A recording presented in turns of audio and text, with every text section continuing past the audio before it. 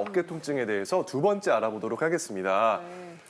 두 번째는 특정 각도에서 아프고 힘이 떨어져요. 이런 경우 회전근개 파열이라고 하는데요. 회전근개에 대해서 한번 정확히 짚어주실까요, 김정현 교수님? 네, 먼저 모형을 보시기 전에 제가 이 만지는 바깥쪽에 있는 삼각 근육이라고 하는 이 근육을 제거한 모형이라고 이해하시면 되겠습니다.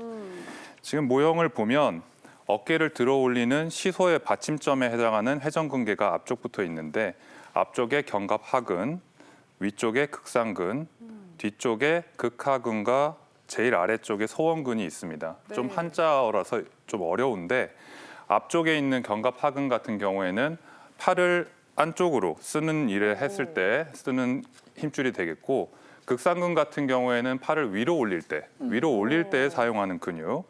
그리고 뒤쪽에 있는 두 개의 극하근과 소원근 같은 경우에는 팔을 위로 올리는 자세를 유지하는 역할과 팔을 바깥쪽으로 이제 이때 제일 중요한 게 밥을 먹는 자세가 팔을 바깥쪽으로 하는 자세인데 그거를 할 수 있게 만들어주는 근육이라고 이해하시면 되겠습니다.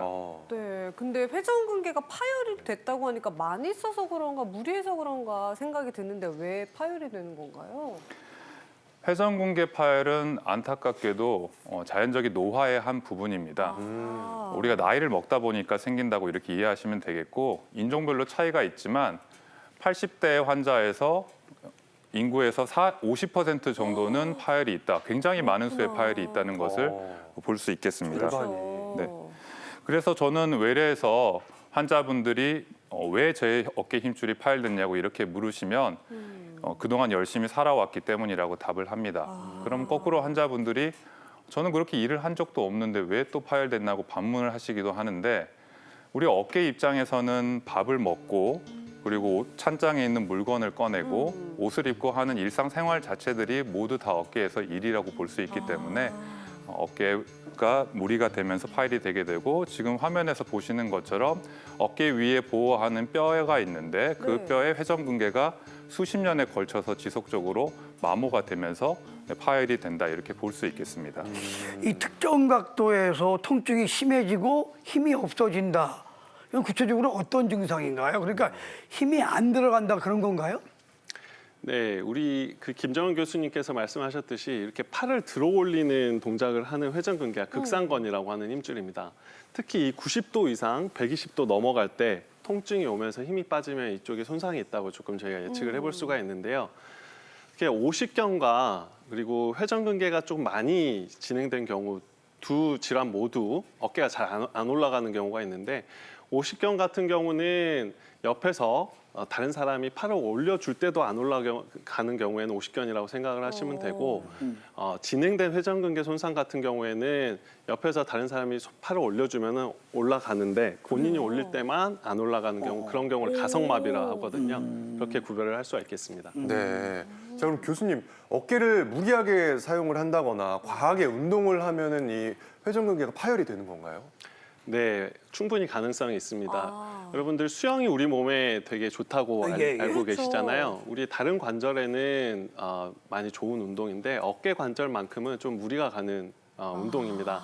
이게 수영을 오래 하신 분들은 팔을 들어 올리고 이렇게 안으로 이렇게 저어야 되기 때문에 극상근과 견갑하근에 조금 무리가 갈 수가 있고요.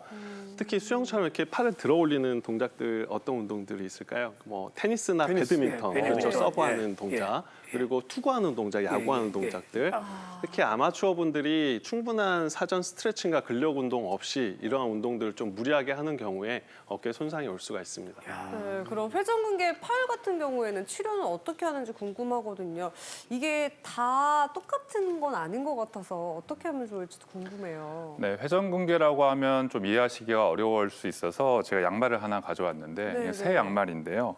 이 양말을 40년, 50년간 이렇게 신으면 어떻게 될까요? 이렇게 구멍 늘어나고 나고. 해지고 그럴 수 있을 것 같은데 이런 해진 부분도 있을 것이고 구멍이 난 부분도 있을 것입니다. 회전근개는 그거와 똑같이 생각하시면 되는데 부분 파열 같은 경우에는 많이 해진 부분이라고 생각하면 됩니다. 아직은 꿰맬 단계가 아니라서 50% 정도 미만인 파열 같은 경우에는 수술적인 치료가 필요 없지만 완전히 구멍이 난 완전 파열 같은 경우에는 수술적인 치료가 필요합니다. 대한견주관절의학회 연구 결과에 따르면 회전근개 파열이 완전 파열이 있는 경우에 그대로 뒀을 때는 1년에 3mm씩 파열 크기가 커지는 것이 보고되었습니다. 회전근개 파열이 커진다고 하면 치료 경과도 좋지가 않고 수술 시간도 오래 걸리기 때문에 완전 파열이라면 수술을 빨리 하는 것이 좋겠습니다. 네, 우리 교수님께서 예를 들어주신 것처럼 이 낡은 양말처럼 약해진 회전근개를 다시 튼튼하게 회복시킬 수 있다면 정말 좋겠죠. 그래서 박대원 트레이너 모시고 회전근 운동법을 배워보도록 하겠습니다. 앞으로 모실게요. 네, 우리 어깨가 낡은 양말이 되지 않도록 한번 밴드 이용해서 운동 한번 해보도록 하겠습니다. 그러니까요. 예. 네, 아유. 집에 요즘에 이런 밴드들이 꽤 많으세요. 네. 그래서 뭐 간단하게 마트 가면 구할 수 있으니까 한번 네. 구해서 사시는 게 좋고요. 이 상태에서 밴드를 꽉 말아주세요. 네. 말아준 상태에서 좀 팽팽한 상태에서 운동을 하셔야 됩니다. 말이요. 그렇죠. 이렇게 말아서 말아서. 그래서 이 상태에서 그대로 바깥으로 당겨주고 반대쪽 손은 버텨주시는 거예요. 이게 간다고 해서 따라가게 되면 이 뒤에 있는 회전근개가 이렇게 늘어나게 되죠. 예. 우리가 회전근개 다치는 이유가 여러 가지인데 많이 써서 다치거나 결국은 못 버텨서 다치는 거거든요. 그래서 두 가지 다 운동을 시켜주기 위해서 이 상태에서 한쪽으로 당기고 한쪽은 버텨주는 겁니다. 한쪽으로 당기고 이 버티라. 통증이 없는 범위 내에서 그렇지. 갈 수 있는 만큼 꾹 예. 가주세요. 버텨라. 그렇죠. 다시 한번 오고 반대쪽도 해보면 더 안 되는 쪽이 있으실 거예요. 지금 오, 이렇게 좋아요. 어깨가 예. 돌아가는 게 아니고 예. 해보실게요. 할 때 팔꿈치가 펴지시죠. 예. 이거 자체가 어깨가 약하다는 얘기거든요. 이 상태에서 이렇게 바깥쪽으로 돌려주세요. 이렇게. 또 펴지시죠. 아닙니다. 이 팔꿈치를 상태에서 옆구리에 요렇게. 붙이려는 그렇죠. 자세를 다시, 취해야 다시. 되는군요. 팔꿈치에서 이렇게. 이렇게. 이게 따라오지 말고요. 예. 이 상태에서. 맞죠. 아무래도 좀 연세가 있으시기 잠깐만, 때문에 아, 연세 얘기하지 마시고. 또 팔꿈치가 펴지시죠. 예, 잠깐. 팔꿈치가 펴지는 게 아니고 팔꿈치만 돌아갑니다. 네, 돌아갑니다. 이렇게 돌아가네, 그죠? 그렇죠. 이렇게 얘기하는 거죠? 계속 팔꿈치 펴지시는 오, 예, 예. 상태에서 아파요. 팔꿈치를 옆구리에 어. 붙이셔야 될 것 옆구리에 같아요. 붙이셔야 네. 돼요. 붙인 상태에서 얘만 이렇게 돌아갑니다. 네. 이렇게. 이렇게요? 팔꿈치를 예, 다시 한번 옆구리에 해볼게요. 붙이고. 이렇게. 네. 그 얘는 버텨주는. 버텨주고. 그렇죠, 그렇죠. 이렇게. 그렇죠. 양쪽 예. 번갈아 가면서 번갈아 20회에서 가면서. 30회 정도 해주시면 됩니다. 네. 한 번, 두 번. 다시 두 번 하면은 버티는 쪽도 힘들고요. 예, 돌리는 힘들어요. 쪽도 힘듭니다. 땀나요. 그래서 어깨 뒤쪽 요렇게 딱 붙어 있는 게 회전근개니까 그쪽 운동을 시켜주는 게 굉장히 중요합니다. 예. 다시 한번 하나, 둘, 양쪽 번갈아 하면서 번갈아 20회에서 가면서 하나. 30회 하시면 되고요. 어깨가 뻐근해지네요. 예. 한 30회 정도 하면 굉장히 뻐근함을 느끼실 수 뻐근한 게 아니라 뒤에가 근육이 생겨요. 벌써 생기셨어요? 예, 예. 한 가지 정도 더 알려드리면 이번에는 우리 양궁 선수들처럼 네. 이렇게 해서 한번 쭉 뻗어 보실까요? 쭉 뻗어서. 그렇죠. 뻗은 상태에서 그냥 팔을 쭉 뻗으세요. 이렇게 쭉요? 그렇죠. 주먹 안쪽으로 놓고 예, 이 상태에서 그대로 활을 쏘듯이 뒤로 가세요. 좋아요? 왔죠. 이 상태에서 위로 한 번. 위로 한번. 위로 한 번, 그렇죠. 아래로 한 번. 아래로 한 번. 오, 그렇죠. 이 아래로 내려가는 거는 범위가 원래 적습니다. 아래로 잘 안 돼요. 그래서 보통 아래로 있는 쪽이 근육도 약하기 때문에 아래쪽도 운동을 해주시고요. 다시 한번 위도 한번 해주시고요. 위로.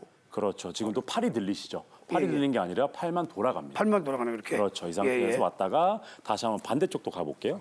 쭉 활을 시위 당기듯이 당겼다가 당겼다가 위로 한 번, 위로 한 번, 아래로 한 번. 아래로 한 번. 그렇죠. 반대쪽 한 번만 대보겠습니다. 쭉 쭉 가서 위로 갔다가 한 번, 위로 한 번. 아래로 한 번. 이렇게 아래로 하면은 한 번. 이제 위쪽에 있는 아까 교수님께서 말씀하셨던 세 가지 근육 그리고 아래쪽에 붙어 있는 견갑골 아래쪽에 붙어 있는 견갑 하근까지 운동을 골고루 시킬 수가 있기 때문에 회전근개를 굉장히 골고루 선택적으로 운동을 시키실 수가 있습니다. 간단한 운동인데 이렇게 땀이 나네요. 네. 예. 양쪽 번갈아가면서 20회에서 30회, 예. 3세트, 4세트 해주시면은 양말처럼 헐겁지 않은 오, 회전근개를 좋아요. 할 수 있습니다. 네, 양말 말고 탱탱한 스타킹처럼 스타킹처럼. 회전근개를 유지하겠습니다. 예. 잘 배워봤습니다. 감사합니다.